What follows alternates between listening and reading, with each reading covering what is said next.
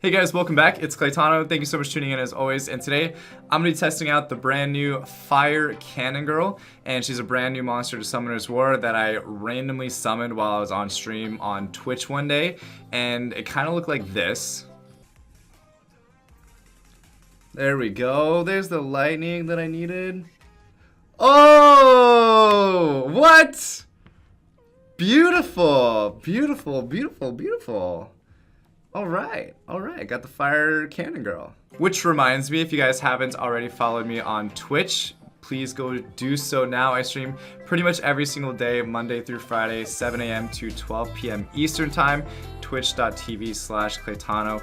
Would love to see you guys there hanging out on the stream. I'll answer any questions that you guys have for me live right there as well, by the way. Also guys, today's video is sponsored by Lifted Productions for their brand new gaming headset. And I was actually looking for something that was a little bit smaller than the headset that I was using previously, which is the Razer Man of War. And when they came to me with this sponsorship opportunity, I was like, yes, this is exactly what I've been looking for. It's a Bluetooth wireless gaming headset that has an extremely good sound quality to it, and it retails for about $129.99. But with my link in the description below, if you guys want to check it out, if you guys are interested in this gaming headset, you get a 40% discount. So it makes it an extremely good headset for a absolutely reasonable price. Now all the specs are actually going to be right on the website as well. But just one thing that I do want to note for you guys is that it is a wireless 3D virtual sound headset with both gaming and your lifestyle in mind. I didn't just read that. I didn't, I swear. But no, for real guys, it just means that you get a really clear surround sound feeling sound out of the headset. Plus you can also raise and lower the bass and treble and things like that as well to fully customize what you're experiencing while you're using the headset. And it looks way better. It's like way more streamlined, way more my style, and definitely excited to be partnered with Lifted Productions for this brand new headset. So check it out. Let's get into the video here testing out the Fire Cannon Girl. Come on. Don't forget guys, every time you comment and like one of my videos this month, you'll be entered to win a Samsung tablet. Just make sure you're subscribed to the channel and hit the bell so you're notified whenever I post a video, because the more videos you comment on, the higher your chances are to win. Good luck. Alright guys, so this is my normal Necro B10 team that I ran before I actually summoned the Fire Cannon Girl, and it typically runs around 55 seconds to a minute.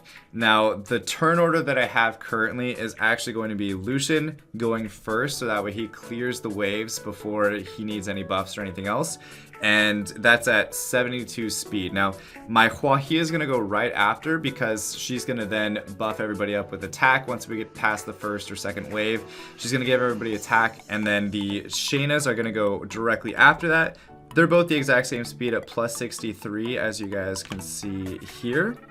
And then after both my Shaynas go, then I have my Sabrina kind of following it up with the damage after they've already landed defense breaks. She's already buffed with attack, and everything else is all set up for Sabrina. She's kind of the one that comes in and finishes off the kill. Now, with that being said, I was putting in some thought as to which monster I wanted to replace for the Fire Cannon Girl. And before we get into actually which monster I want to replace with her, let's actually just take a look at the Fire Cannon Girl's skills, okay?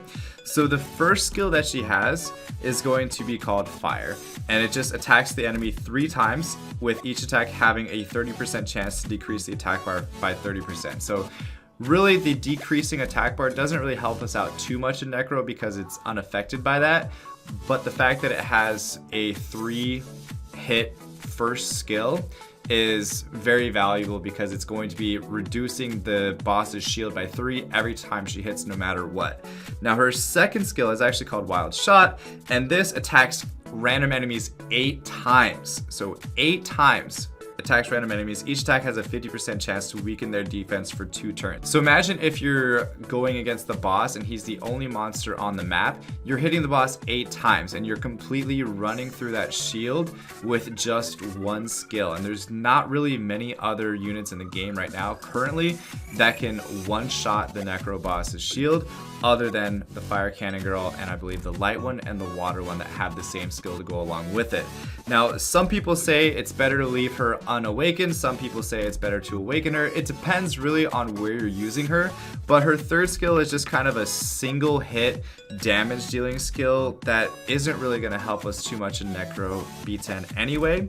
And I would say only if you're going to be using her in Guild Wars, which is probably another place that she would be pretty good at, is I would say just leave her unawakened because she's going to help your team out a lot more with the second skill and the first skill. And to show you guys what her third skill is, it attacks the enemy with a cannon gun and destroys the target's max HP by 50% of the inflicted damage. Afterwards, inflicts damage on all enemies and blocks beneficial effects for 1 turn with a 50% chance each. So this is a really good counter to Kamoon actually as well in Guild Wars. That's why I said she's good in Guild Wars. And then also if you think about it as well, her skill 2 and skill 1 are also good counters to Garo and Laika, right? Because she has that multi-hit, so it does help out there quite a bit. Now, the Water one actually is probably better for that because it has elemental advantage. It also has the same 2 first and second skills. And then the third skill is very similar to the fire ones, but I'll just show you guys real quick what the water one is so you guys get an idea of it. But the third skill for the water one, Abigail, is called Fatal Extinctive Bullet, and it attacks the enemy with a cannon gun and removes all beneficial effects granted on the target.